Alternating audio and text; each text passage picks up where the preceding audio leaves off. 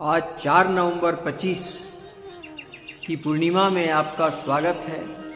और इस पूर्णिमा में महापवित्र श्री सत्यनारायण स्वामी जी की कथा की महिमा का संक्षेप में थोड़ा सा वर्णन करना चाहता हूँ।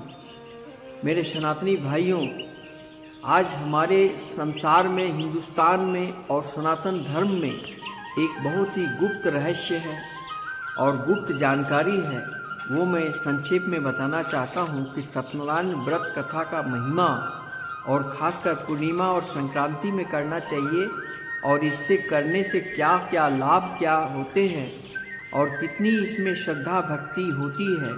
इसमें 3 बात स्पष्ट है कि जो कथा सुनने वाले वाचक होते हैं, जो कथा वाचक और श्रोता, इन दोनों में भक्ति भावना होना अति आवश्यक है और कथा सुनने की इच्छा इतनी प्रबल तीव्र होनी चाहिए कि वो कथा को श्रद्धापूर्वक सुने और उसका लाभ उठाए। इस मानव जीवन में कलियुग में मुक्ति का एक परम सरल उपाय है, वो संक्षेप में जानिए। श्री सत्यनारायण भगवान स्वामी जी की व्रत कथा का ये जो है, एक समय नैमिषारण्य तीर्थ में शौनक जी 88,000 ऋषियों पुराण वेदता श्री सूत जी से पूछा, हे सूत जी, कलयुग में वेद विद्या रहित मानवों को ईश्वर भक्ति किस प्रकार मिलेगी और उद्धार इनका कैसे होगा। तब ये कथा सूत जी बोले और उनको मनवांछित फल कैसे मिलेगा, मनोरथ पूर्ण कैसे होगा, इस कथा सुनने वालों की प्रबल इच्छा है। तो ये श्री वैष्णवों के पूज्य और सभी मानव जाति के हित की बात पूछी है। आप सबसे अनुरोध है कि मैं उस श्रेष्ठ व्रत को अवश्य करूँगा और कहूँगा। नारद जी ने एक समय श्री लक्ष्मीपति विष्णु भगवान से पूछे कि कलयुग में मानव बहुत दुखी होंगे और पाप आचरण में चले जाएंगे और नाना प्रकार के दुखों से ग्रसित हो जाएंगे कलयुग में।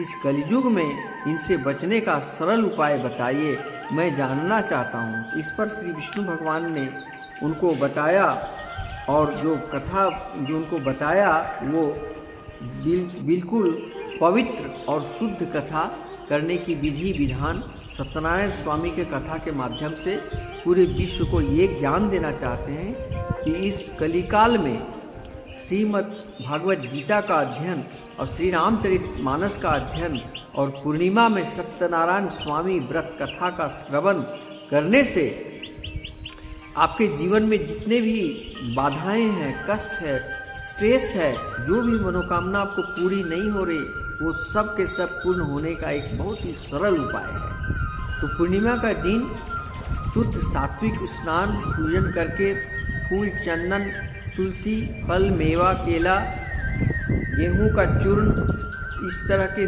प्रसाद का ले करके ब्राह्मण द्वारा कथा श्रवण करें। और इस कथा का श्रवण करने से क्या लाभ होगा, ये आपको कथा श्रवण के बाद ही पता चल जाएगा। मैं हर एक पूर्णिमा को व्रत करता हूँ या कथा सुनता हूँ ब्राह्मण के द्वारा, और ब्राह्मण उपलब्ध नहीं हो तो स्वयं कथा पढ़ता हूँ। लेकिन कथा सुनना और पढ़ना, जो भी कथा वाचक हो या कथा का श्रोता हो, दोनों में अति भक्ति और विश्वास होना प्रारंभ है।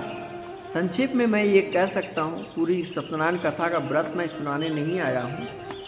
इसमें मैं ये कहना चाहता हूँ कि भगवान सत्यनारायण ने ही किया है, इस व्रत को नारद मुनि के सामने प्रकट किए हैं। सत्यनारायण स्वामी की व्रत कथा सबसे पहले नारद मुनि को बताए हैं श्री विष्णु भगवान ने इस कलियुग में बचने का उपाय।